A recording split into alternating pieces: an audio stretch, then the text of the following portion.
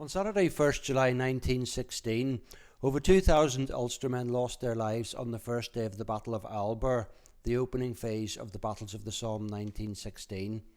Many other Ulstermen would die before the Battle of Alba ended on 13th July. The fatalities of this battle are commemorated on civic, club and church memorials across Ulster. This presentation looks specifically at those commemorated on the Strandtown and District Unionist Club War Memorial in East Belfast. We will also look at some of the other Great War fatalities named on the memorial. But first, a short history on the memorial. You may be wondering why we're showing an image of the full building. That's because the whole of the upper floor was designated and dedicated as a war memorial back in 1921. The origins of the memorial date back to a meeting in early December 1918, with the War Memorial proposal being presented to a meeting of the club in March 1919. Mr. W.H. Scott, chairman of the Strandtown and District Unionist Club, reported that it was the club's plan to take over the entire building at Gilston's Corner and to carry out alterations to make the building into a recreation centre for the local community. There was to be 3 billiard tables, a newsroom, a library and a lecture hall capable of holding 250 to 300 people. In order to raise funds for the project, Glentoran Football Club arranged a match between teams from Belfast's 2 principal shipyards, Workman Clark and Harrington Wolff. The game ended in a 3-all draw. On 29th January 1921, Mrs. Sarah Workman opened the War Memorial Hall and unveiled the memorial tablet that had been erected next to the entrance to the club. She was accompanied by her husband Frank, the founder of the Workman Clark shipyard in Belfast. The tablet itself is 10 feet and 6 inches high and 4 feet and 6 inches wide, and it cost £300. In today's terms, that would be approximately £12,000. The name of the club is engraved at the top of the Portland stone lintel, which also features the shield of the province of Ulster, topped by the Crown Imperial. It's flanked by the flags of the principal allies, although with the passage of time and erosion, it's difficult to distinguish which flags belong to which countries. Also engraved in the lintel are shamrocks, thistles and roses, representing the nations of the United Kingdom. At the base of the lintel are 3 words: justice, truth and freedom. The words Pro Patria are engraved just under the lintel and flanked by the years 1914 and 1919. The black granite which forms the centrepiece of the memorial tablet bears the names of 128 fatalities from the Strandtown, Ballyhackamore and Knock areas. The tablet records that 4 of the fatalities had been awarded the Military Cross and 3 had been awarded the Military Medal. Engraved at the base is the epitaph, "Pass not this stone in sorrow but in pride, and may you live as nobly as these died." The memorial tablet was designed by Francis Edward Ward and constructed by Ward and Partners, a firm more usually associated with the design and manufacture of stained glass windows. Rifleman William Henry Ashe was serving with 10th Battalion Royal Irish Rifles when he was killed in action on 1st July 1916 and is interred in Connaught Cemetery. William Ashe lived at 41 Conswater Street and left a wife, who was called Jane, and 4 children. Rifleman Ashe is also commemorated on the memorial tablet in St Mark's Church of Ireland, Dundela, and on a family memorial in Belfast City Cemetery. Rifleman Thomas James Bentley was serving with 10th Battalion Royal Irish Rifles when he was reported missing after the Somme offensive. In July 1917, the military authorities confirmed that he had been killed in action on 1st July 1916. He's commemorated on the Thiepval Memorial and was the only son of Thomas Henry and Martha Jane Bentley of Westminster Avenue. They had formerly lived at Belmont Road. James Bowman was a signaller with 8th Battalion Royal Irish Rifles when he was killed in action on 2nd July 1916, aged 21.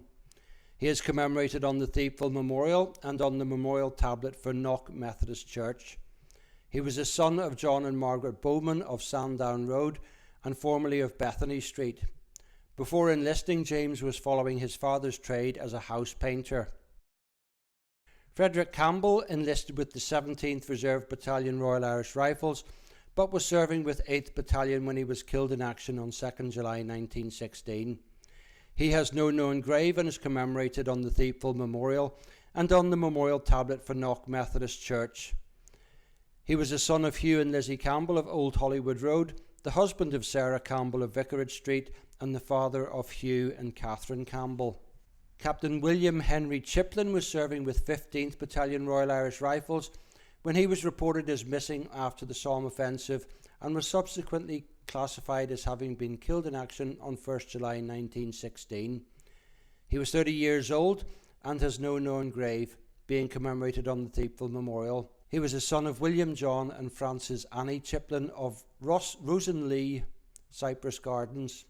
Captain Chiplin is commemorated on the memorial tablet in St Donald's Church of Ireland at Bloomfield. 2nd Lieutenant Thomas Brignall Elliott was serving with 10th Battalion Royal Irish Rifles when he was reported as missing on 1st July 1916 and was subsequently recorded as having died on that date. He was 29 years old and has no known grave. He's commemorated on the Thiepval Memorial. He was a son of Thomas and Annie Elliott of Knockdean Park and later of Chichester Park. 2nd Lieutenant Elliott is also commemorated on the war memorials for Royal Belfast Academical Institution and St Columba's Church of Ireland at Knock. Sergeant William George McCabe was serving with 8th Battalion Royal Irish Rifles when he was killed in action on 2nd July 1916 and is buried in Mill Road Cemetery at Thiepval. He was a son of George and Mary Isabella McCaw of Griannan, Kensington Road, and is also commemorated at Campbell College, Knock Presbyterian Church, and on a family memorial in Belfast City Cemetery. Captain Douglas Hill O'Flaherty was serving with 15th Battalion Royal Irish Rifles when he was killed in action on 1st July 1916, aged 36. Like so many others, he has no known grave and is commemorated on the Thiepval Memorial. He was the son of Francis Hill Hale and Harriet Isabella O'Flaherty of Eglantine Avenue and the husband of Beatrice O'Flaherty of Murtfield Park in Belfast. Captain O'Flaherty is commemorated on the memorial tablets for Royal Belfast Academical Institution and St Thomas Church of Ireland on the Lisburn Road. He is also commemorated on a family memorial in Belfast City Cemetery. Rifleman Robert Rogers was serving with 14th Battalion Royal Irish Rifles when he was killed in action on 1st July 1916, aged 27, and he is interred in Connaught Cemetery. He was a son of James and Agnes Rogers of Evelyn Avenue in Bloomfield and is commemorated on the memorial tablet for Mount Pottinger Presbyterian Church and on a family memorial in Belfast City Cemetery. Captain William Allen Smiles was serving with 2nd Battalion Royal Irish Rifles when he was killed in action on 9th July 1916, aged 34, and is commemorated on the Thiepval Memorial. He was a solicitor and a son of William Holmes Smiles and Lucy Smiles of Westbank in Strandtown.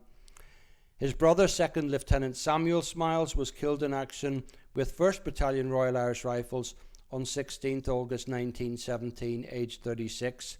That was the first day of the Battle of Langmark, part of the Battle of Ypres 1917. The Smiles brothers are commemorated on the memorial tablet in St Mark's Church of Ireland, Dundela, and on a family memorial in Belfast City Cemetery.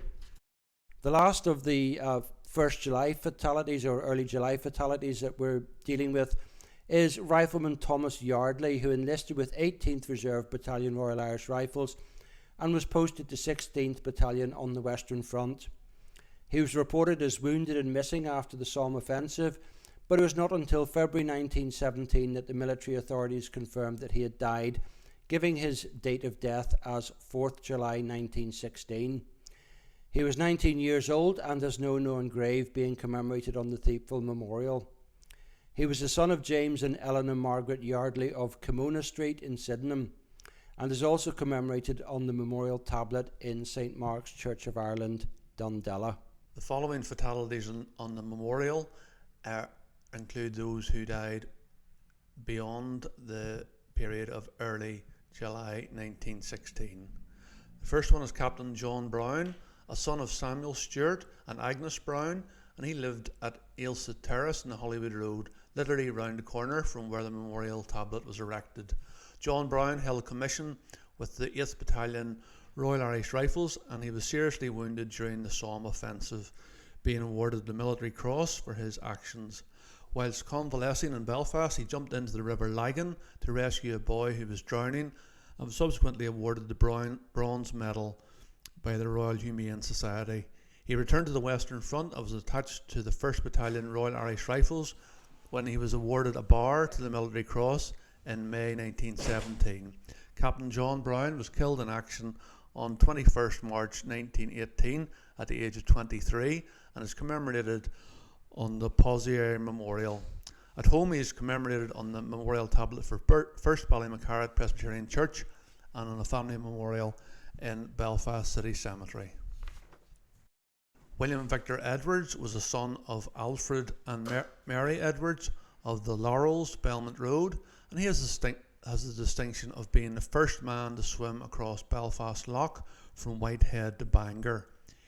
He was also an international Ireland rugby player in rugby union and played water polo as well for his country. He was a company commander in the 8th Battalion of the East Belfast Regiment UVF and was commissioned into the Royal Irish Fusiliers. He was posted on active service to Royal Dublin Fusiliers Battalion in the 16th Irish Division, being gassed at Hulloch, and he sustained a gunshot wound to the head during the division's engagements in the autumn phase of the battles of the Somme 1916. Once he was fit again for active service, he was posted to the 7th Battalion Royal Dublin Fusiliers, part of the 10th Irish Division, and was killed in action on 29th December 1917, aged 30, and he's buried in the Jerusalem War Cemetery. Locally, he's commemorated on the Camel College War Memorial and the memorial tablet for Belmont Presbyterian Church. Mention has already been made about the Smiles brothers, but another set of brothers on the Strandtown War Memorial are David and George Gill. They were the sons of John and Sarah Jane Gill of Belmont Road. Rifleman David Gill was serving with the 16th Battalion Royal Irish Rifles, the Ulster Division's pioneers, when he was reported missing during the Battle of St. Quentin, which was also known as the German Spring Offensive. He was still recorded as missing in April 1919 and was later confirmed as having died on 21st March 1918. David was 20 years old and is commemorated on the Posier Memorial in France.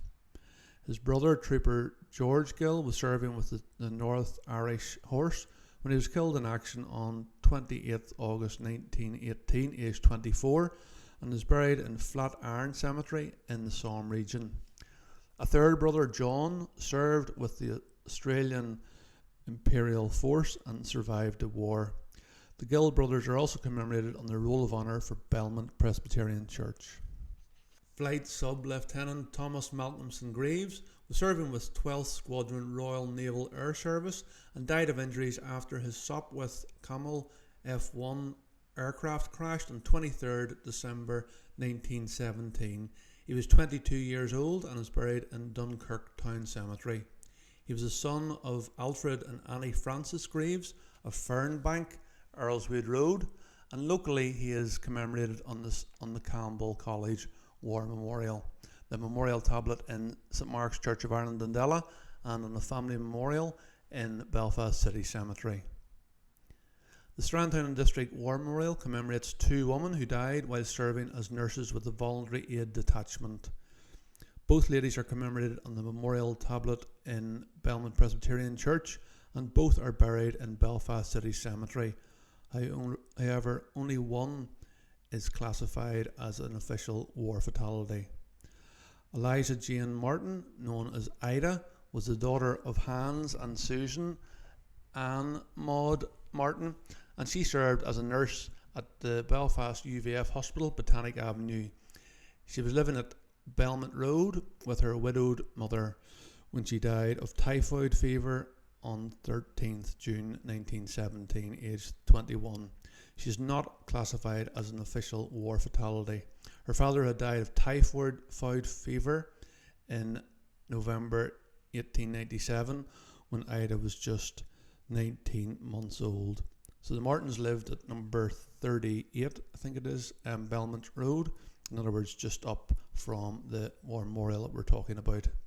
The second VAD is Gertrude Annie Taylor. She was the daughter of Alexander and Anna Matilda Taylor of Strathearn, 172 Belmont Road. Her father was the manager of the Belfast Flax and Jute Company, based at the Ono Cork Mills on occasions, and Gertrude served as a nurse at the UVF Hospital in Belfast and the 20th General Hospital at Camier in France. In late 1916, she was posted to the first London General Hospital in Camberwell, where she died of pneumonia on 12th December 1916 at the age of 35. The memorial erected at her grave in Belfast City Cemetery records that she died in active service, and Gertrude Annie Taylor is now recognised as an official war fatality. Henry Joy McCracken was the son of Henry Joy and Jessie McCracken of Austinville, Upper Newtonards Road, and was a descendant of Henry Joy McCracken, executed during the 1798 United Irishman Rebellion. Lieutenant McCracken was serving with 111 Squadron, Royal Flying Corps, part of the Egyptian Expeditionary Force, when he died of dysentery on 17th October 1917 at the age of 21. He is buried in Kantara War Memorial Cemetery in Egypt and is locally commemorated on the memorial tablet for First Ballymaccarrett Presbyterian Church and the family memorial in Dundonald Cemetery, as mentioned elsewhere on this channel on McCabe's memorable memorials. Second Lieutenant Robert Wilson McDermott was serving with 8th Battalion Royal Irish Rifles when he was killed in action on 8th January 1916, aged 25, and is buried in Auchinvilliers Military Cemetery in France. Locally, he is commemorated on the Campbell College War Memorial, the memorial tablet in Belmont Presbyterian Church, and on a family memorial in Belfast City Cemetery. He was the son of the Reverend John McDermott, minister of Belmont Presbyterian Church, and his mother was Lydia Allen McDermott. The Reverend McDermott also spoke at the funeral service of Gertrude Annie Taylor, as mentioned earlier. Robert Lloyd Thompson was the son of James Armstrong and Sarah Thompson of Penryn, Belmont Church Road. So we've heard earlier about the Taylor who lived in Strathearn, which is now the school, and Penryn is now Strathearn Prep. Robert Lloyd Thompson held a commission with the Royal Field Artillery and was awarded the Military Cross. He held the rank of Major and was serving with the 173rd Brigade when he was killed in action on 1st December 1917 at the age of 29. He is buried in Hermes Hill British Cemetery in France and is commemorated on family memorials in both Belfast City Cemetery and Dundonald Cemetery. He is also commemorated on the Campbell College War Memorial, the memorial tablet in St Mark's Church of Ireland, Dundela, and on a stained glass window in the church. The final slide is Edward known as Ted Workman, and as Nigel mentioned earlier, it was his mother, Ted Workman's mother, Sarah, who officially unveiled this memorial. Ted Workman was the only son of Frank and Sarah Workman of the Moat on the Hollywood Road, and was manager of the Workman Clark South Yard when he received a commission with the Royal Irish Rifles. He was posted to 1st Battalion, York and Lancaster Regiment on the Western Front in May 1915 and was mentioned in dispatches while serving with this battalion. He was posted to the 2nd Battalion, Royal Irish Rifles in late 1915 and died of head wounds at the Duchess of Westminster's War Hospital in Le Touquet on 26th January 1916, aged 29, and is buried in the Attabel Military Cemetery. Lieutenant Workman was awarded the Military Cross for his action in the engagement in which he was wounded. Locally, he is commemorated on the memorial tablet in Belmont Presbyterian Church, and his parents erected a Celtic cross in his memory in Belfast City Cemetery. That brings this presentation to a conclusion. I'd be remiss of me not to thank Nigel Henderson for his fantastic research and making this presentation possible. They shall grow not old, as we that are left grow old. Age shall not weary them, nor the years condemn. At the going down of the sun, and in the morning, we will remember them.